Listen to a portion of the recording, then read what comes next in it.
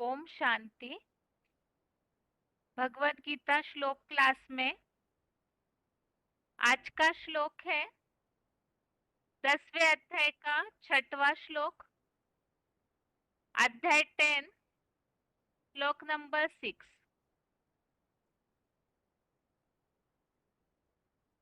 श्लोक है महर्षय सप्त पूर्वे चत्वारो मनवस्तता मद्भावा मानसा जाता एषां लोक इमा प्रजा। श्लोक दोबारा।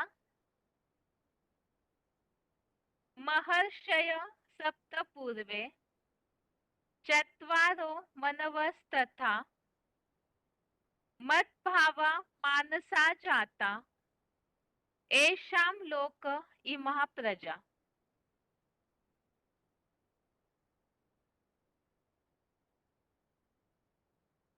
श्लोक का संधि विच्छेद है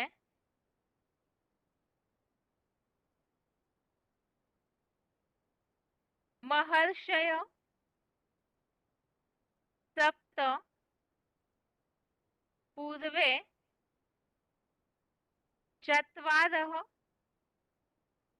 मनवः तथा मद्भावा मानसा जाता एषां लोके इमा प्रजा। श्लोक का संधि विच्छेद दोबारा। महर्षय सप्त पूर्वे चत्वारः मनवः तथा मद्भावा मानसा जाता एषां लोके इमा प्रजा। शब्दों के अर्थ है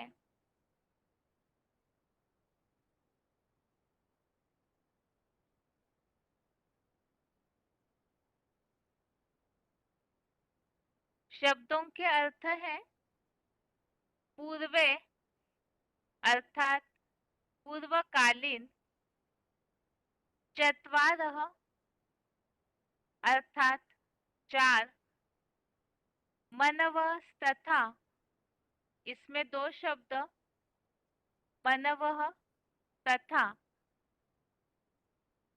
मनवः अर्थात मानस पुत्र, तथा अर्थात तथा, सप्त अर्थात 7, महर्षय अर्थात महर्षिगण, मद्भावा अर्थात मेरे आत्म भाव है,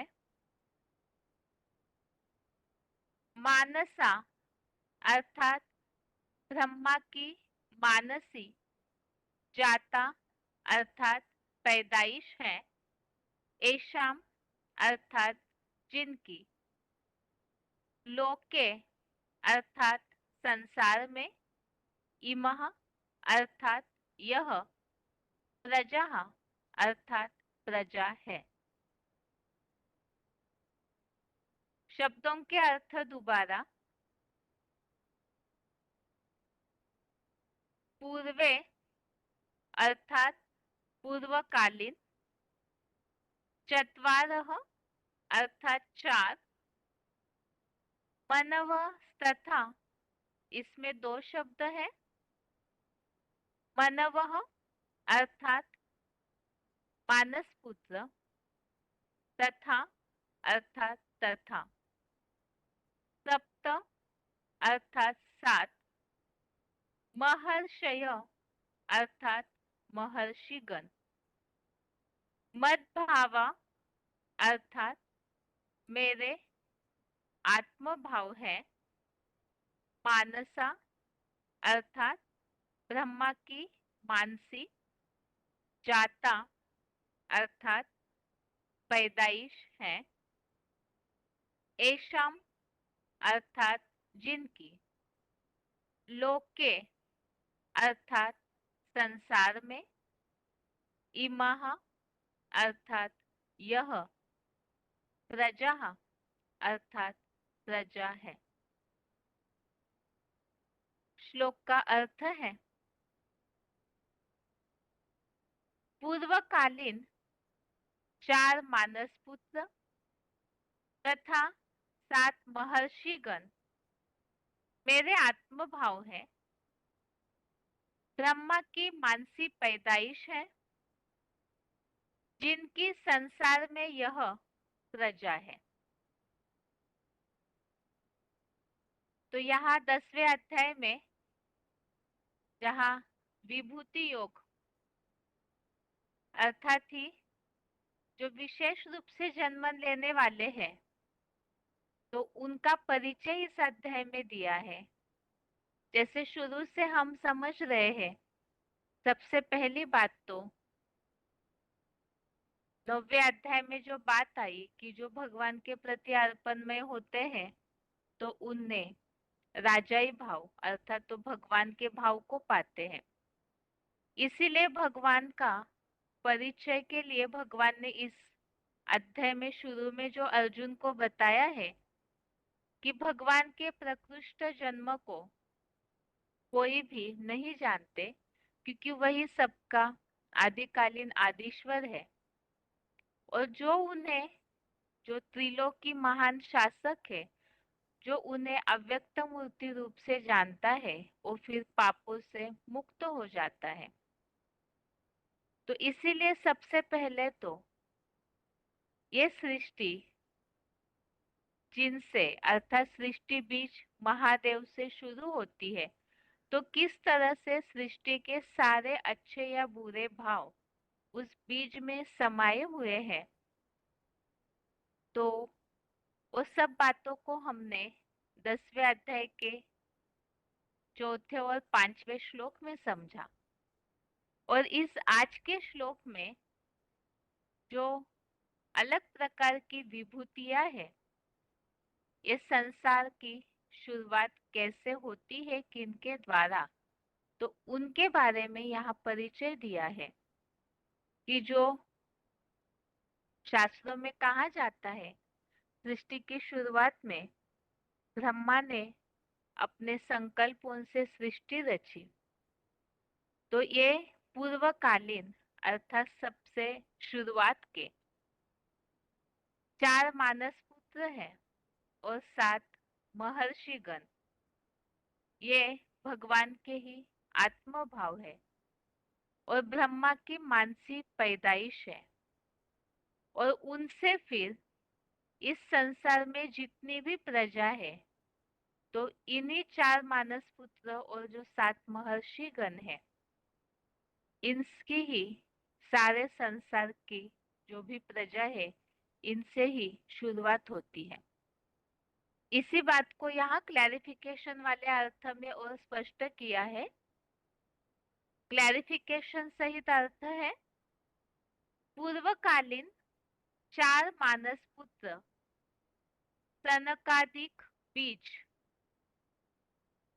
तथा 7 महर्षिगण, ये सब मेरे आत्मभाव है, ब्रह्मा की मानसी पैदाइश है, जिनकी स्वर्ग और नरक के संसार में यह देवता, इस्लामी, बुद्ध आदि सारे मठ पंथ सहित धर्म, इन 11 रुद्रगणों की वैरायटी प्रजा है।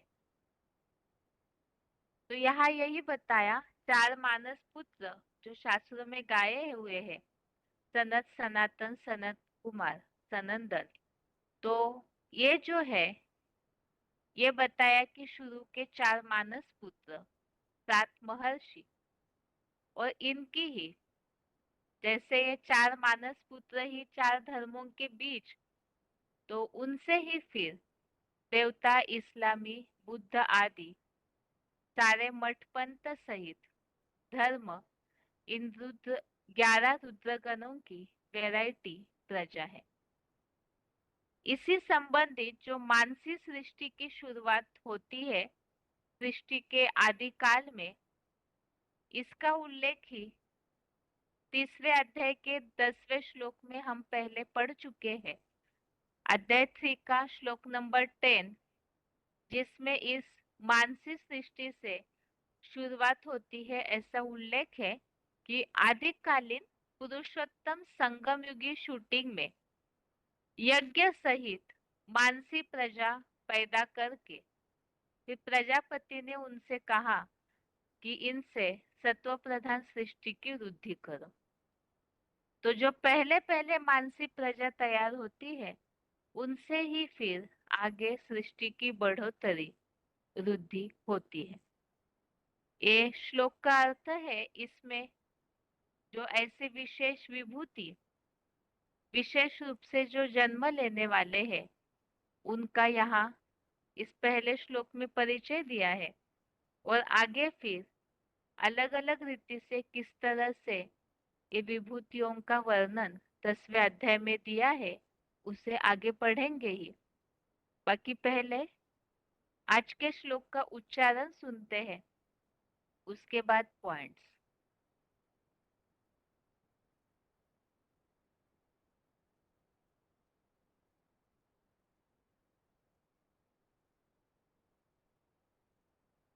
महर्षय सप्त पूर्वे चत्वारो मनवस्तथा मद्भावा मानसा जाता येषां लोक इमा प्रजा। पूर्वकालीन 4 मानस पुत्र सनकादिक बीज तथा 7 महर्षिगण, ये सब मेरे ही आत्मभाव हैं, मानसी पैदाइश हैं, जिनकी स्वर्गीय और नारकीय संसार में यह देवता स्लामादि सारे ही मठपंथ सहित धर्म, इन 11 रुद्र गणों की वैरायटी प्रजा है। महर्षय सप्त पूर्वे चत्वारो मनवस्तथा मद्भावा मानसा जाता येषां लोक इमा प्रजा। पूर्वकालीन 4 मानस पुत्र सनकादिक बीज तथा 7 महर्षिगण, ये सब मेरे ही आत्मभाव हैं, मानसी पैदाइश हैं, जिनकी स्वर्गीय और नारकीय संसार में यह देवता स्लामादि सारे ही मठपंथ सहित धर्म, इन 11 रुद्र गणों की वैरायटी प्रजा है।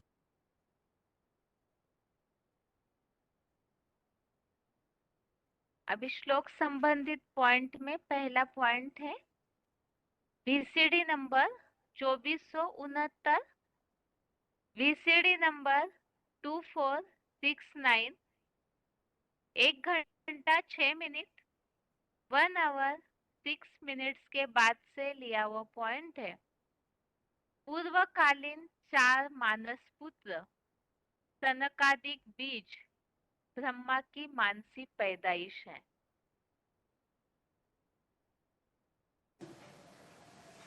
त्रिमूर्ति शिव ने अपनी पहली मूर्ति ब्रह्मा के द्वारा जो पहली मानसी सृष्टि रची, वो सनकादिक कहे जाने वाले 4 कुमारों की रची। जो मनुष्य सृष्टि में 4 मुख्य धर्मों की 4 बीज रूप आत्माएं, देवता, इस्लामी, बौद्धिक और क्रिश्चियन। बाकी धर्म तो उनके सहयोगी धर्म हैं, उनकी बात छोड़ दो। तो मानसी सृष्टि रचता है, वाइब्रेशन की सृष्टि। क्या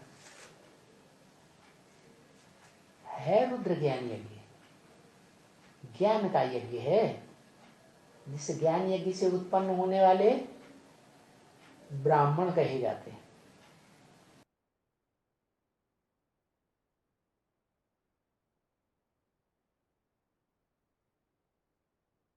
आगे है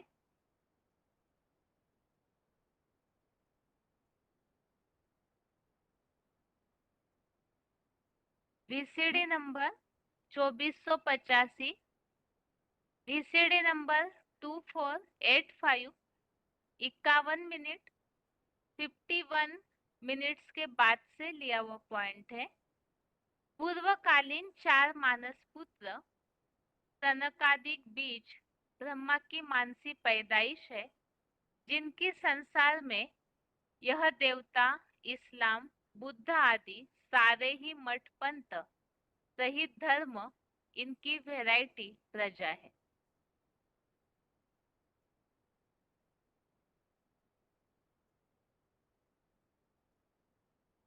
चिल्ड्रन, सारी दुनिया जो है 4 मुख्य धर्मों में बटी हुई है। देवता, इस्लामी, बौद्धि और क्रिश्चियन। बाकी तो ढेर सारी जो मनुष्य श्रेष्ठ वृक्ष की डालियां निकली हैं वो इन धर्मों की सहयोगी डालियां हैं। मठ पंथ आदि भी निकले हैं। तो मुख्य तो ब्रह्मा के पहले पहले 4 पुत्र हैं जो मानसी सृष्टि से पैदा हुए कहे जाते हैं। वो 4 पुत्र बीज हैं इन 4 धर्मों के। क्या उनके नाम हैं? सनत, सनातन, सनंदन, सनत कुमार। उनको रामायण में नाम दे दिया है राम, भरत, लक्ष्मण और शत्रुघ्न। तो ये जो 4 धर्मों का खास ड्रामा बना हुआ है, उनमें से जो पहला ब्रह्मा का पुत्र ब्राह्मण है वो है देवी देवता सनातन धर्म का बीज।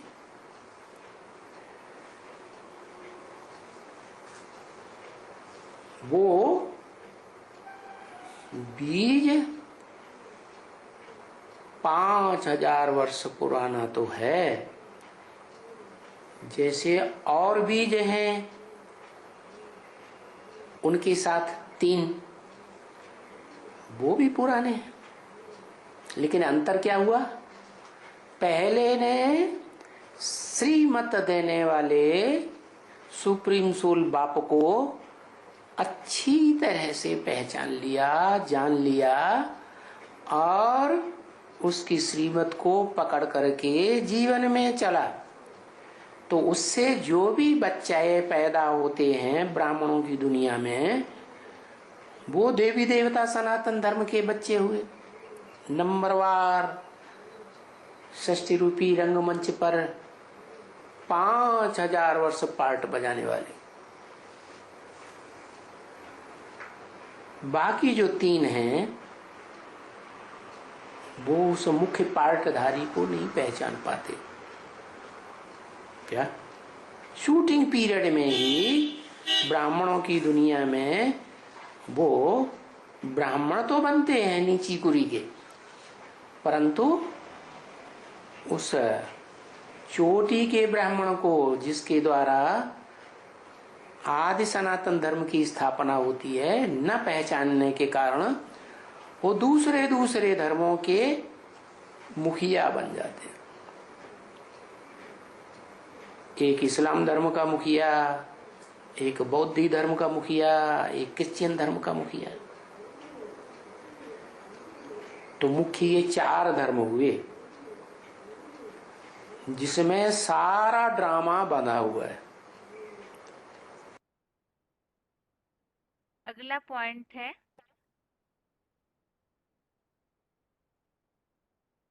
VCD number 2480, VCD number 2480, 17 minute 17 minutes के बाद से लिया हुआ पॉइंट है 7 महर्षिगण।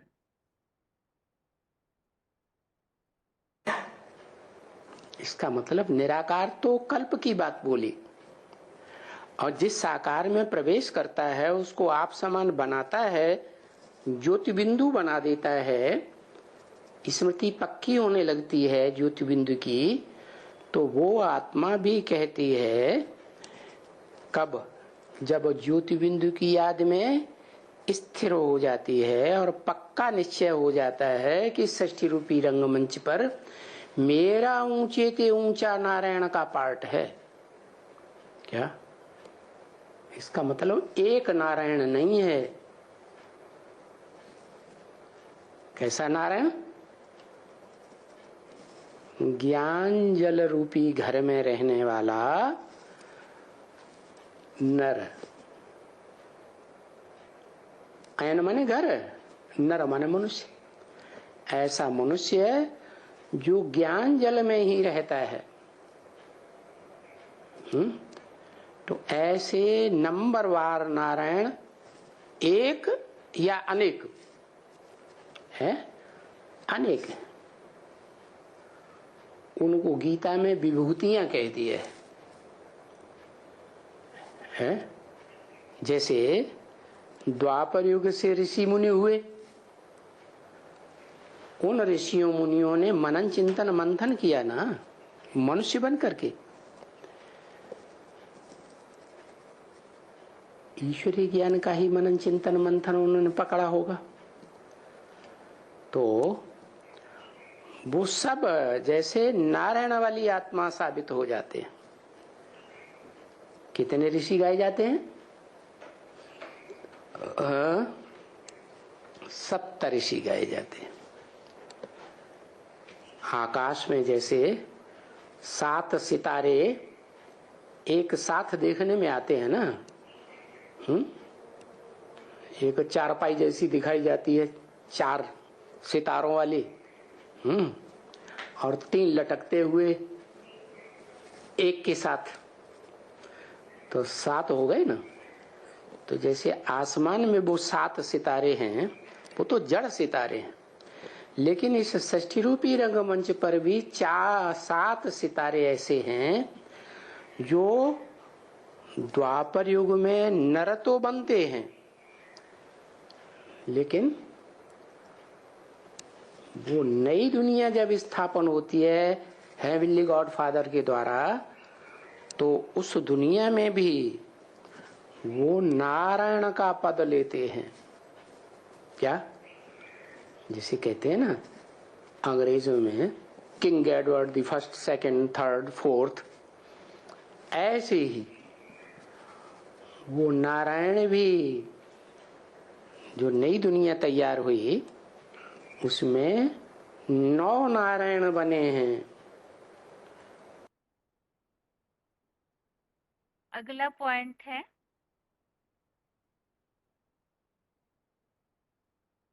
वार्तालाप number 1233, discussion number 1233, 41 minute 41 minutes के बाद से लिया हुआ पॉइंट है। 7 महर्षिगण जिनकी स्वर्ग और नरक के संसार में यह देवता, इस्लाम, बुद्ध आदि सारे ही मठपंथ सहित धर्म, इनकी वैरायटी प्रजा है। नेपाल में कोई चतुर्दशी स्पेशल होती है? ये बाला चतुर्दशी कौन से महीने में होती है?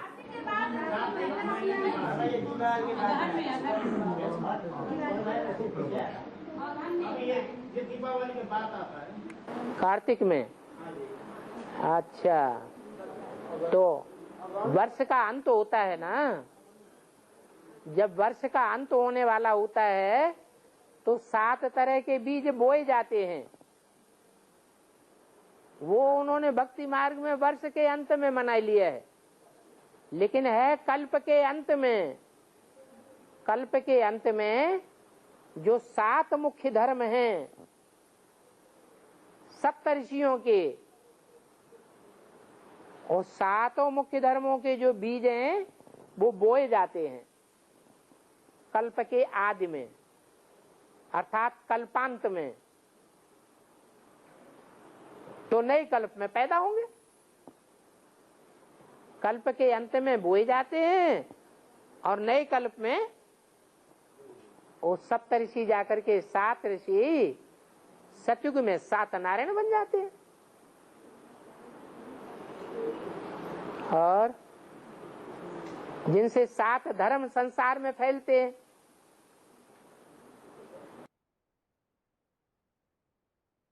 अगला पॉइंट है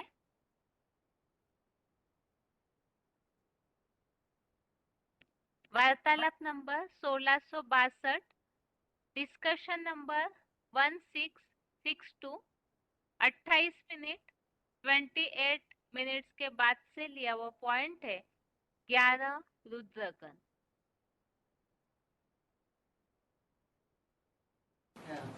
भगवान एक है और उसके मुख्य 4 धर्म के 4 बच्चे हैं, सनत सनातन सनंदन सनत कुमार, राम लक्ष्मण भरत शत्रुघ्न, और 7 विभूतियां हैं भगवान की, जिन्हें सप्तऋषि भी कहा जाता है। क्या सतयुग के 7 नारायण हैं, 8 नारायणों में से बाद वाले 7 नारायण वो सब विभूतियां हैं भगवान की,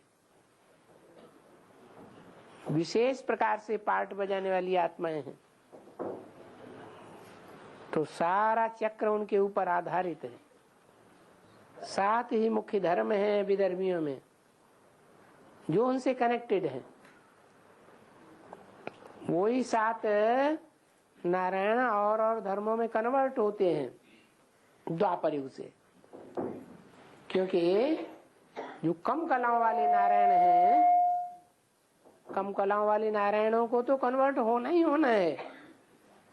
जो 16 कला संपूर्ण 2 नारायण हैं, एक विष्णु का रूप और एक नर से नारायण बनने वाले का रूप, ये कन्वर्ट नहीं होते हैं, सिर्फ राजा ही स्थापन करने जाते हैं। इस तरह से श्लोक संबंधित पॉइंट्स हमने समझे, जिसमें ये बात बताई हुई है कि 4 मानस पुत्र और जो 7 महर्षिगण हैं, उनसे ही फिर इस संसार के बाकी सारे धर्म रूपी प्रजा रुद्धि को पाते हैं। अभी आगे है रिवीजन।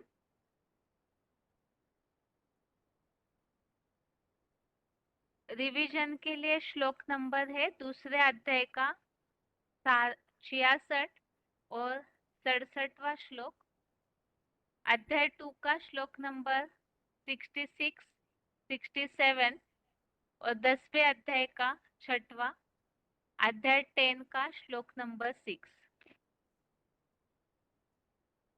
और जैसे कि श्लोकों में हम बात समझ रहे थे, जब बुद्धि स्थिर हो जाती है, इंद्रियों को कंट्रोल करते हैं, मन को अनुशासित कर लेते हैं, तो ऐसा जो राग द्वेष विहीन आत्मा है, वो प्रसन्नता को प्राप्त करने पर उनकी बुद्धि स्थिर हो जाती है। तो ये तो योगियों की निशानियां बताई हुई है कि योगियों को क्या करना चाहिए, जो कि उनकी बुद्धि भगवान की याद में स्थिर हो जाए और वो अविनाशी प्रसन्नता को प्राप्त कर सके, सदैव के लिए प्रसन्न चित्त हो जाए। इसके लिए इंद्रियों को कंट्रोल करना और उसके साथ फिर मन भी कंट्रोल हो जाएगा, नियमित अनुशासित होगा, तो बुद्धि भली भांति स्थिर हो जाती है।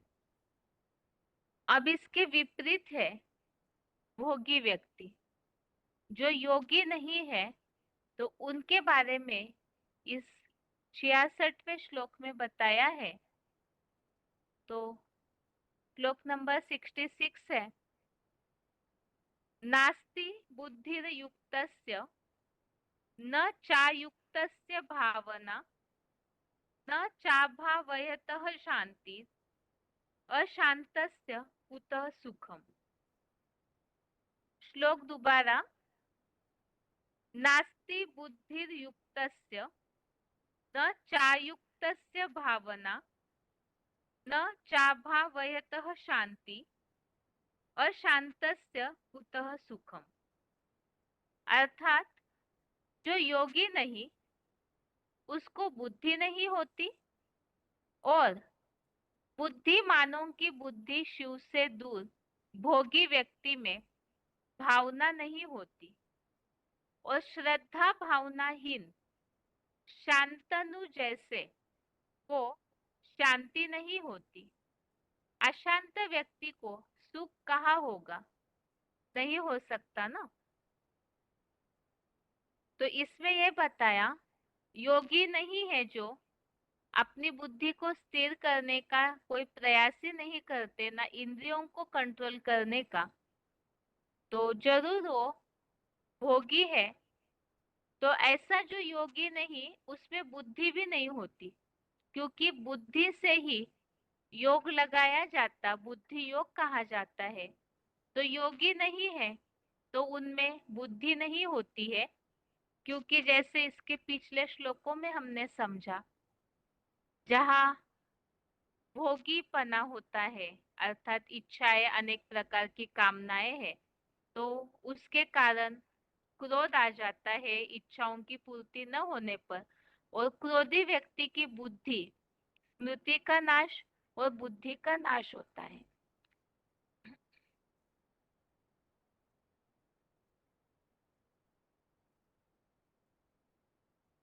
तो इस बात को हमने दूसरे अध्याय के ही 62 और 63वें श्लोक में, अध्याय 2 का श्लोक नंबर 62, 63 में समझा था कि किस तरह बुद्धि का, भोगी व्यक्तियों की बुद्धि का नाश होता है। तो जो योगी नहीं, उसको बुद्धि नहीं होती, और बुद्धिमानों की बुद्धि शिव से दूर ऐसे भोगी व्यक्ति में भावना भी नहीं होती है। और फिर जो श्रद्धा और भावनाहीन है, तो ऐसे को शांति भी नहीं होती। तो कैसी शांति नहीं होती है, उसके लिए उदाहरण बताया, शांत प्लस नु, अर्थात मूल्यों में इसका उल्लेख आता है, नो शांति एट ऑल, बिल्कुल भी शांति नहीं, जीवन में पूरी अशांति ही लगी हुई, ऐसा शांतनु जैसा राजा। तो ऐसे अशांत व्यक्ति को फिर सुख कहाँ से होगा?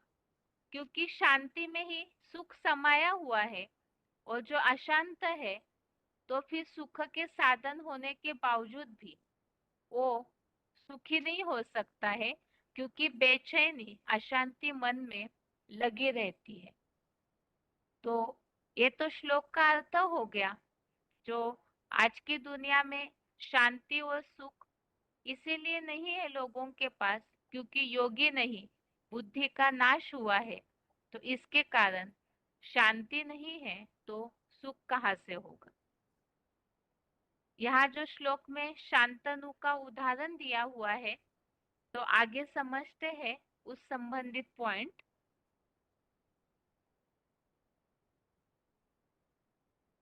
वार्तालाप number 1339, discussion number 1339, 15 minute 15 minutes के बाद से लिया हुआ पॉइंट है, शांतनु संबंधित स्पष्टीकरण। शांतनु का अर्थ क्या हुआ? जिसको शांति ही नहीं है, नो शांति।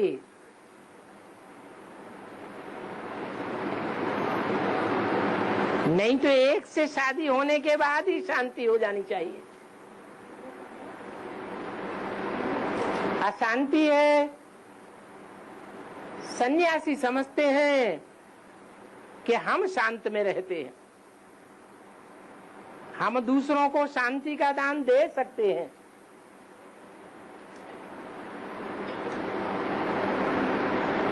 तो गंगा ने भी शांति देने का प्रयास किया शांतनु को, लेकिन सफल हुई या असफल हुई? असफल हो गई है। शांति, जिसको शांति ही नहीं है, न एक से शांति है, न अनेक से शांति है,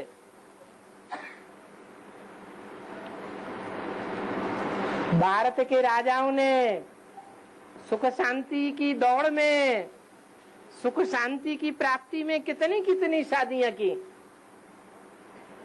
फिर शांति हुई कि और ही अशांति हो गई। तो उन राजाओं का भी कोई राजा, उनका भी कोई बीज होगा, उसी का नाम शांतनु हुआ। अगला पॉइंट है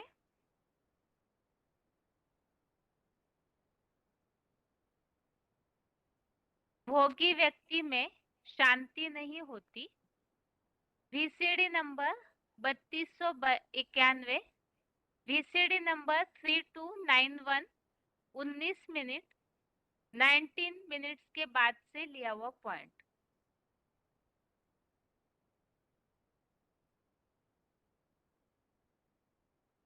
क्या है दुनिया में, क्या देखने में आता है? कलह क्लेश बढ़ रहा है, दुख बढ़ रहा है, लड़ाई झगड़ा होता है, दुख मारा मारी बढ़ती है कि नहीं? सब सुखी है। ऐसे दुनिया में कोई है जो छाती ठोक के कहे है कि हमसे ज्यादा सुख शांति में कोई है ही नहीं? कोई है? कोई नहीं। मन से जरूर शांत रहेंगे, रहते कि नहीं? मन से भी अशांत और तन से भी दुखी, बीमार, दुखी, रोगी, परेशान, और धन से भी चाहे अरबपति बन गए हों, फिर भी हाव हाव लगा हुआ, और बड़े हो जाए, और धन इकट्ठा हो जाए, टाटा बिरला जैसे धृतराष्ट्र बन जाए, सारे राष्ट्र की धन संपत्ति इकट्ठी करके अपने कंट्रोल में बैठ जाए, लेकिन उनको चैन है? उनको चैन नहीं है। शांति है? शांति। आगे है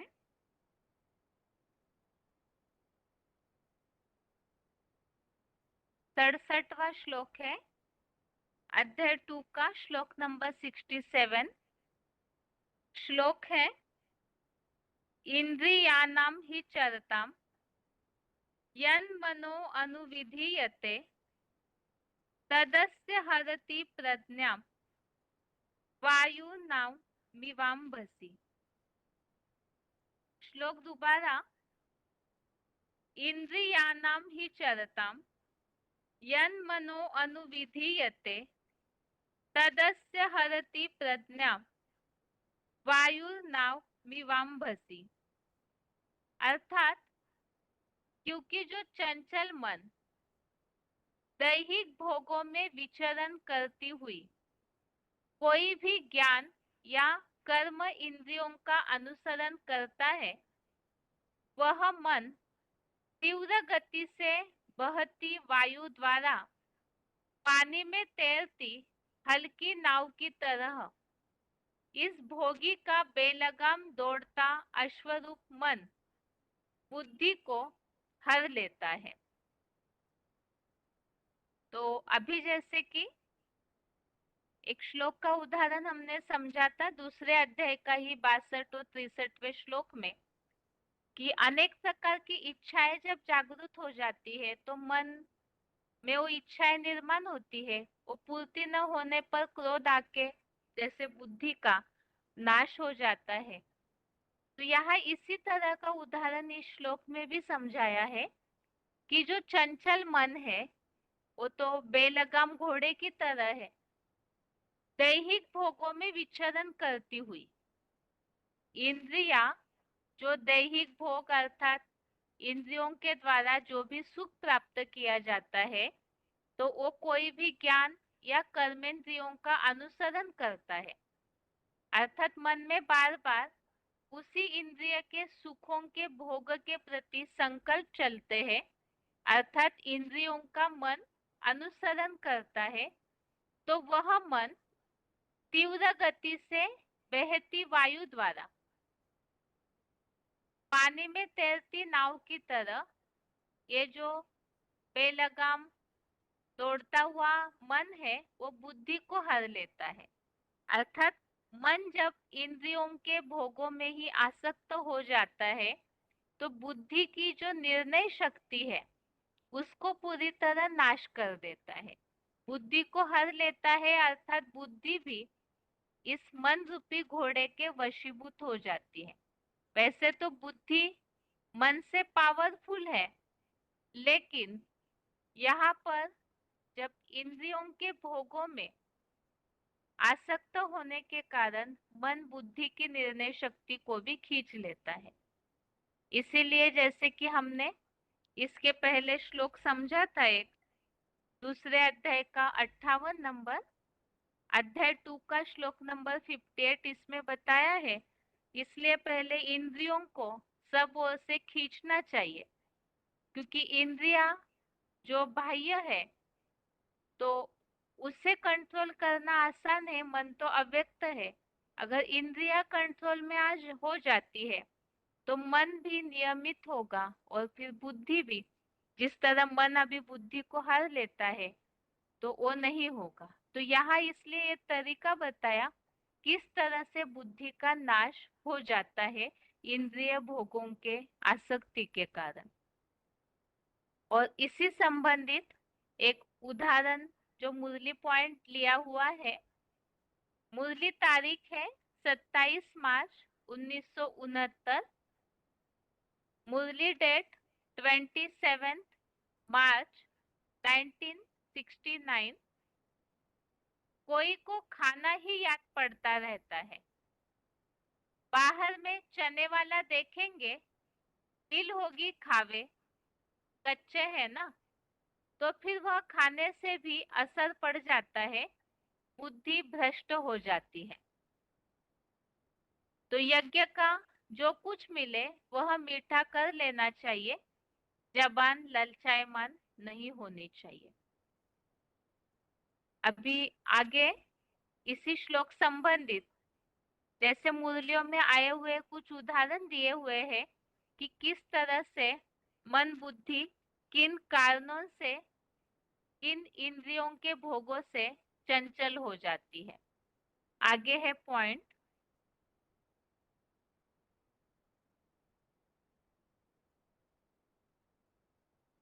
selected point number 958, selected point number 958। चंचल मन दैहिक भोगों में विचरण करती हुई इंद्रियों का अनुसरण करता है।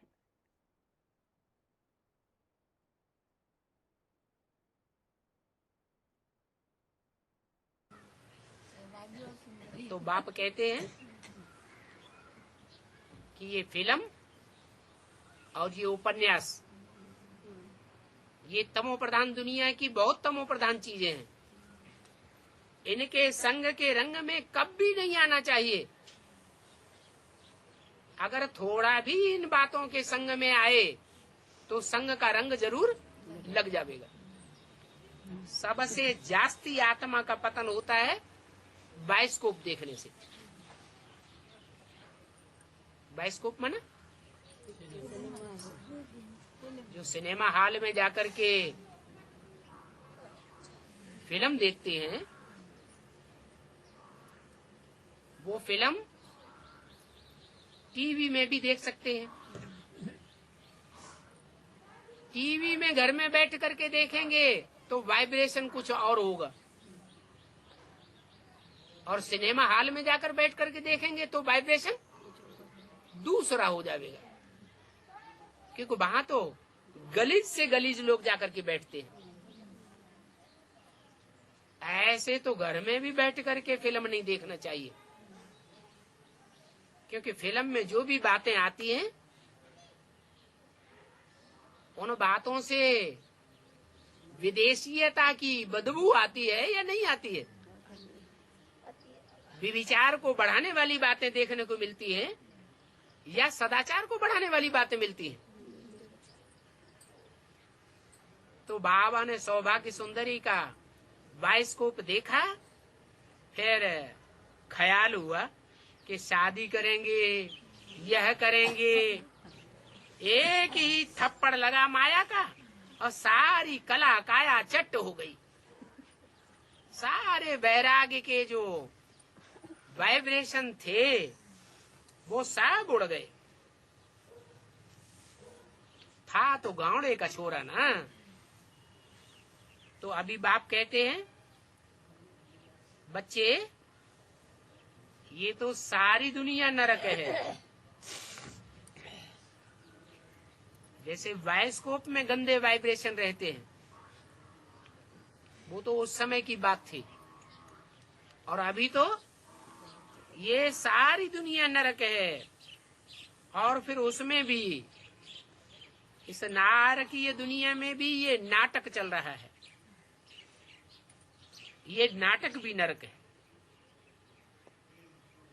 ये दुनियावी वाइब्रेशन, दुनियावी कथा कहानियां, दुनियावी जो सामाजिक दृश्य हैं, वो देखने से ही वृत्तियां खराब हो जाती हैं।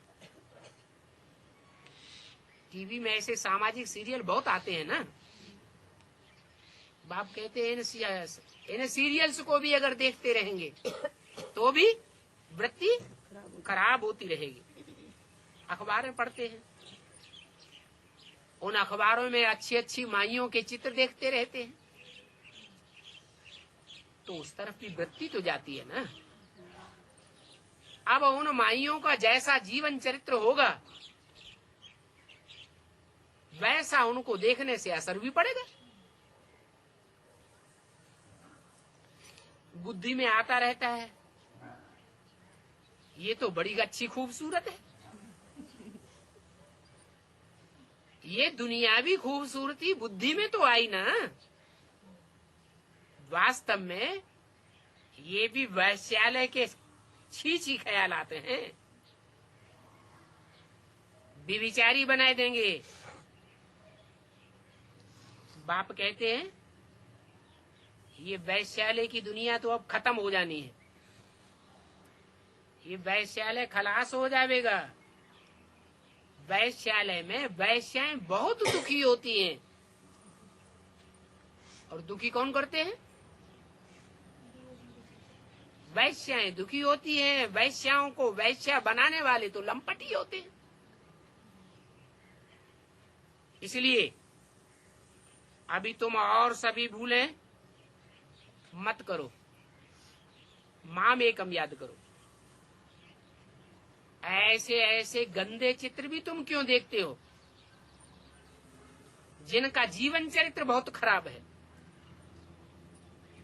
ये सभी बातें तुम्हारी वृत्ति को नीचे ले जाएंगी। ये जो कुछ देखते हो इस दुनिया में, वो सब कब्र दाखिल हो जाना है, कुछ भी नहीं रहेगा। जो कुछ इन आंखों से देखते हो वो सब खलास हो जाने वाला है। अगला पॉइंट है selected point number 223, selected point number 223।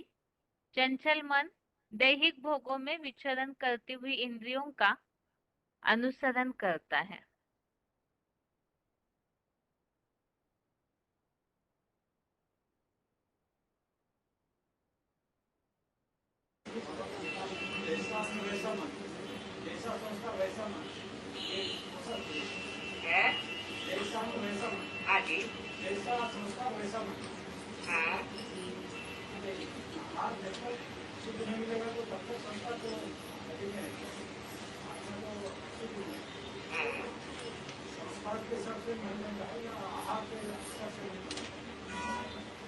ऐसा अन्न वैसा मन, मन में जो संकल्प चलेंगे,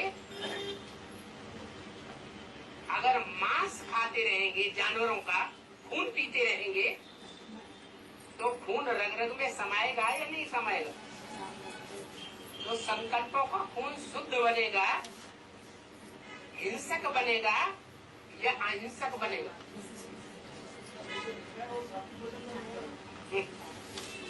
दुनिया जो आहार कर रही है, वो खेती में से पैदा हुआ आहार ज्यादा कर रही है या जानवरों से मिला हुआ आहार ज्यादा कर रही है? कितनी मछलियों का भंडार पकड़ा जाता है विदेश में और देश में भी। वो मछलियों का खाना अगर बंद कर दिया जाए तो दुनिया भूख मर जाएगी। अभी अन्न का भंडार दुनिया में बहुत थोड़ा रह गया है। तो अन्न से मन बनता है, वो है स्थूल खून, और ये है संकल्पों का खून।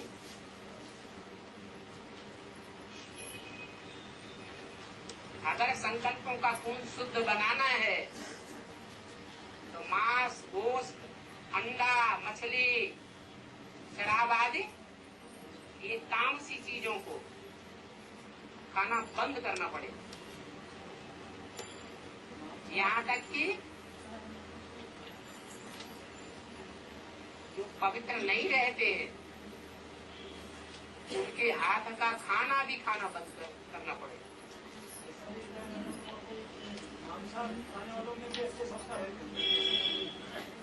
पूर्व जन्म के संस्कार संचित होकर के आखिरी जन्म में आते हैं ना, कि नहीं? तो पूर्व जन्म में मांस नहीं खाया होगा, अशुद्ध अन्न नहीं खाया होगा। इस जन्म में ऐसा हिसाब किताब बन गया कि ऐसे माँ बाप के यहाँ जन्म लिया कि मांस, गोश्त, अंडा, मछली, शराब खा रहे हैं। उनका हिसाब किताब भी तो काम करता है। अगला पॉइंट है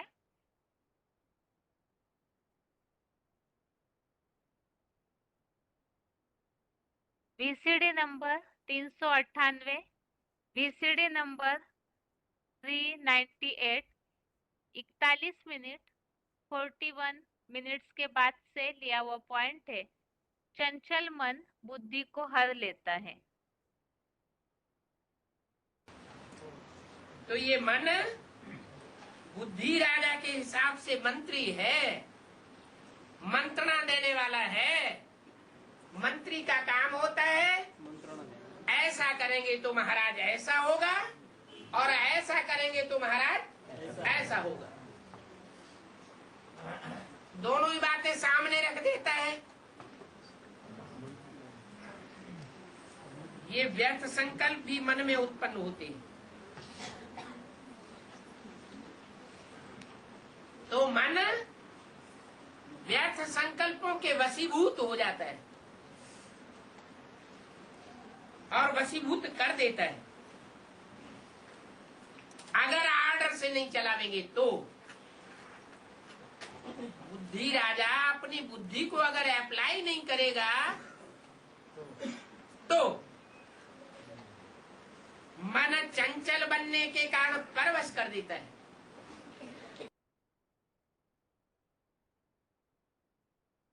इस तरह से ये 67वें श्लोक संबंधित पॉइंट्स थे, जिसमें ये बात हमने समझी है। जैसे कि फिल्म, उपन्यास वगैरह पढ़ते हैं, देखते हैं, तो उससे फिर वाइब्रेशन ही वैसे बनते हैं, वृत्ति उस तरफ जाती है। अर्थात ये सब चीजें देखना अर्थात दैहिक भोग हो गया, और उसका प्रभाव मन के संकल्पों पर पड़ता है, जिसके लिए पॉइंट में ये बात बताई, वृत्ति वैसी बनती है, वाइब्रेशन वैसे बनते हैं। तो मन में जो संकल्प चलते हैं उसी अनुसार वाइब्रेशन या वृत्ति बनती है। तो यही दैहिक भोगों का जो अनुसरण मन करता है, तो जरूर मन के संकल्पों पर उसका प्रभाव पड़ेगा। और फिर ये मन में जो व्यर्थ संकल्प आते हैं तो फिर वो बुद्धि की निर्णय शक्ति को कमजोर कर देता है, जो अभी के अव्यक्त वाणी के पॉइंट में हमने इस बात का उल्लेख समझा है। तो ये प्रैक्टिकल जीवन के कुछ उदाहरण ये पॉइंट्स में बाबा ने बताए हैं। अभी ये तो रिवीजन हो गई, अभी आगे है आज का श्लोक। फिर से 10वें अध्याय का 6वां श्लोक, अध्याय 10 श्लोक नंबर 6 है। महर्षय सप्त पूर्वे चत्वारो मनवस्तथा मद्भावा मानसा जाता एषां लोक इमा प्रजा। अर्थात पूर्वकालीन 4 मानस पुत्र सनकादिक बीज तथा 7 महर्षिगण, ये सब मेरे आत्मभाव हैं। ब्रह्मा की मानसी पैदाइश है, जिनकी स्वर्ग और नरक के संसार में यह देवता, इस्लाम, बुद्ध आदि सारे मठ पंथ सहित धर्म, इन 11 रुद्रगणों की वैरायटी प्रजा है। तो इस श्लोक में हमने इस बात को समझा, जहाँ विभूतियों का वर्णन भगवान बताना शुरू किए हैं, तो 4 मानस पुत्र जो आदिकालीन ब्रह्मा के मानसी संकल्पों से सृष्टि की शुरुआत होती है, तो 4 मानस पुत्र और 7 महर्षिगण, इनसे शुरुआत होती है और बाकी सारा संसार फिर इनकी प्रजा भी बनती है। तो ये मानसी सृष्टि की पैदाइश संबंधित थी। तीसरे अध्याय के 10वें श्लोक में, अध्याय 3 के श्लोक नंबर 10 में भी इस बात का उल्लेख है कि आदिकालीन पुरुषोत्तम संगम युगी शूटिंग में यज्ञ सहित मानसी प्रजा पैदा करके प्रजापति ने उनसे कहा था उस प्रजा से कि सत्व प्रधान सृष्टि की वृद्धि करो। तो ये धर्मों से ही कनेक्टेड ये बीजरूप आत्माएं हैं, जिनसे फिर आगे इस संसार की वैरायटी अलग अलग प्रजा तैयार होती है। तो ये आज के श्लोक का अर्थ है। और रिवीजन के श्लोक नंबर एक बार फिर से, दूसरे अध्याय का श्लोक नंबर 66-67, अध्याय 2 का श्लोक नंबर 66-67 और 10वें अध्याय का 6वां, अध्याय 10 का श्लोक नंबर 6। इसके साथ ही आज के लिए गीता क्लास यहाँ पूरा होता है। ओम शांति।